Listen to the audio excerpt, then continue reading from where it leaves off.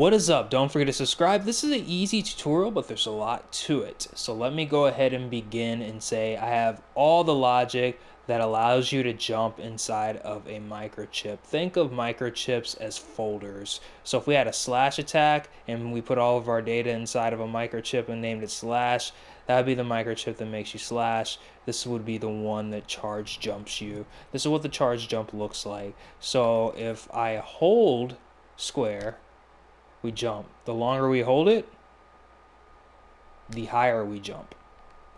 This isn't too difficult to pull off. You can also disable controls while you're charging if you want to. Maybe if you're at peak charge, you can't move anymore. You can do that if you want to. That's peak charge and so on.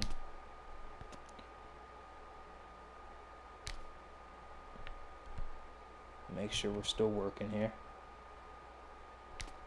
Yep. So how did I set this up so perfectly? The thing that's actually raising the jump height is inside of a timeline. This timeline is inside of the data charge microchip right here. The thing that's actually raising the jump height is a action recorder. So with this action recorder, I pressed L1 and X on it, and this is the jump height. I raised it all the way up to 10. That's all I did with this one thing. Then I made the animation speed, I made it like 22%. It's on sustain, and you can raise this if you wanted to make it to where the jump height goes up faster. So maybe if you're making an RPG, you got to level up and then you charge jump, you charge faster, something like that. I also have it on keep changes. Inside of the timeline, so if you are holding square, this is also on remote,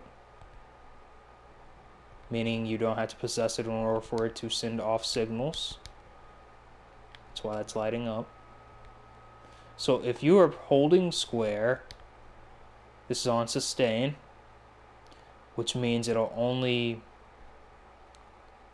this playhead will only go up while you're holding square since it's on sustain because it needs a power source. You can mess with the speed also. So if we are holding square, it'll raise up, and while it's raising, this action recorder will raise the jump height. What this keyframe is the actual animation that gets you like this. How I have it fading in is I move this dot over right there.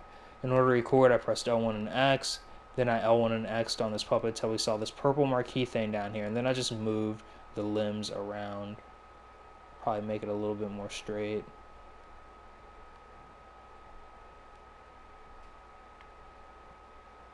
It's pretty easy to learn how to animate. Just look up my animation tutorials in my channel playlist. I have tutorials on just about everything, guys, even RPG, fighting game tutorials, whatever you may need. Then after that, move the dot over here so it gives it the appearance of it charging. That way it'll fade up and he'll crouch down and get a higher leap because you're charging with your sustained charge timeline, which it sustains its power to keep on going up as you hold square. And this action recorder is what's raising your jump height. What this control sensor is, it's set to remote, and if square is released,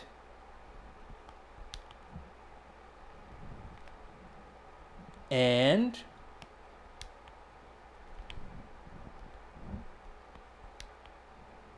if your jump height is over, I put 0.10. If it's greater than that, and if square is released, I'll explain the NOT gate here in a second. Then there's an AND gate. AND gates are pretty much saying that everything on the left side has to be lit up in order for a signal to be sent off to make the next gadget work. But what this result is sent to is the jump of a puppet interface, making your character jump. I'll go ahead and explain this NOT gate. The NOT gate is the opposite day gadget. So if this isn't sending a signal, whatever you connect it to, then the NOT gate is sending a signal. If this was sending a signal, then as you can see, the NOT gate isn't sending a signal, which is why this stopped lighting up.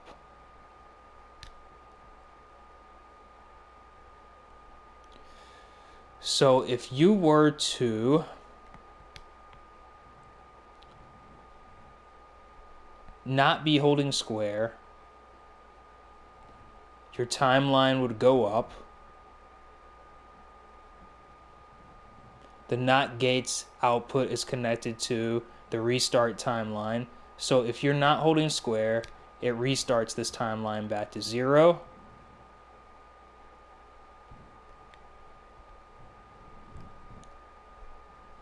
So if you're not holding square while this timeline is moving,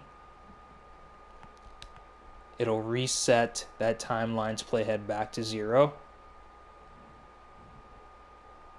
What this keyframe does, I recorded with it, and it's on 0.5, 1.1. Just remember that for the settings down there. What I did with that keyframe was I made it to where it sets this back down to 0.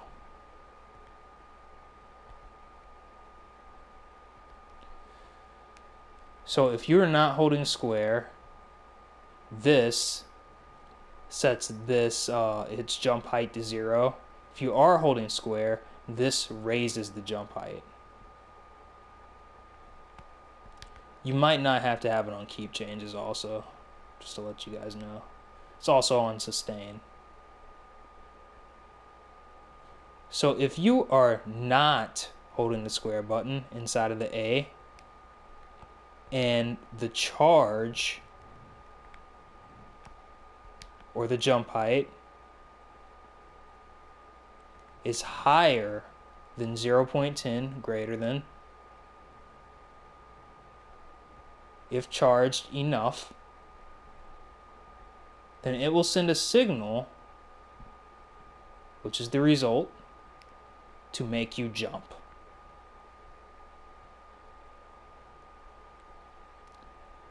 And the number of your jump height will be strengthened by however much this playhead is played through by.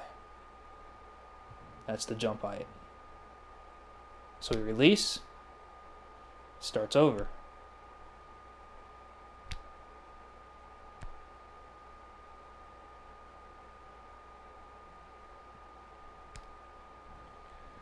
The jump height is also plugged into the start right here of if charged.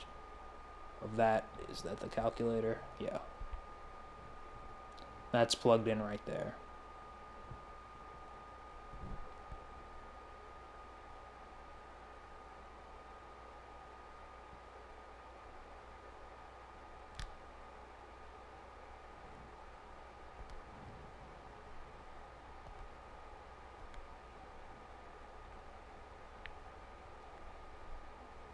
This sets your jump height back down to 0 if you're not holding square. This is what sends off the signal if you are holding square or not.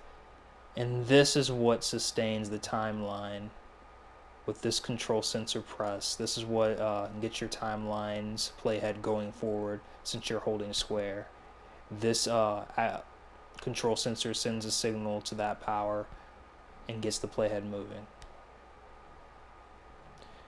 This is your jump animation, just the standard jump animation. If you ever have a character and you want to edit the jump animation, you could either edit the keyframes in there or press L1 and square right there and edit the jump, all these jump options right here if you want to.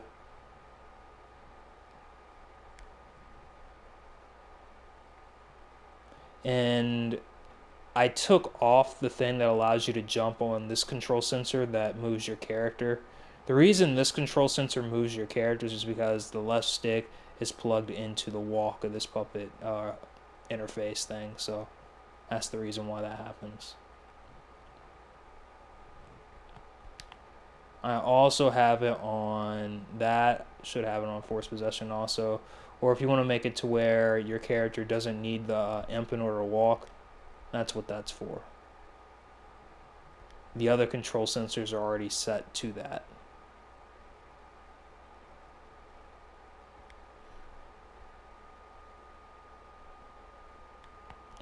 This one should be on remote. This one should also be on remote. If charged enough, required to jump, what's required to jump. Reset timeline with if this isn't squared. If it's not squared, it also sends a signal off to here. If this is high enough, it also sends a signal off to here to let it jump. This sets your jump back to 0. This is what raises your jump. This is the animation for you crouching, trying to jump higher.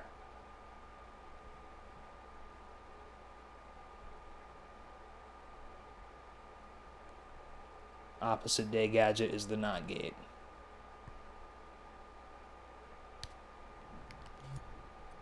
If I forgot anything, let me know. I shouldn't have, but if you think I did, let me know.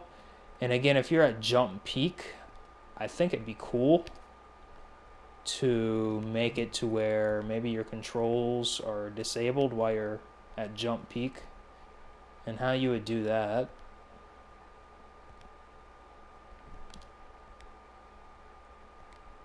pull something out like this, go to the control sensor that allows you to walk, disable controls.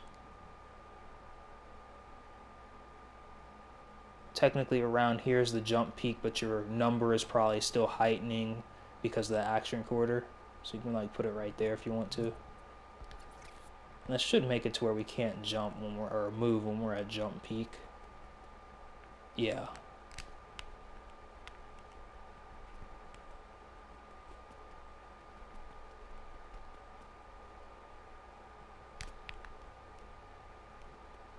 And that's it. That's how you would get the Incredible Hulk. Don't forget to subscribe. Follow me in Dreams. I'm Young Tech's YouTube on Dreams. That was actually a really cool tutorial. That was a really good one, actually. And here's a game that I'm working on. I might actually implement that, something like that on this game. I might. Hope you guys are enjoying your day. I hope that helped you out. And follow me in Dreams. Young Tech's YouTube here. Young Tech's on YouTube. Click the channel playlist. You can go to my channel playlist section for individual tutorials on anything sculpting, animation, music, logic, how to make games, and more, and even art. Follow me on Twitch and stuff if you want to, and I hope this helps. Peace out.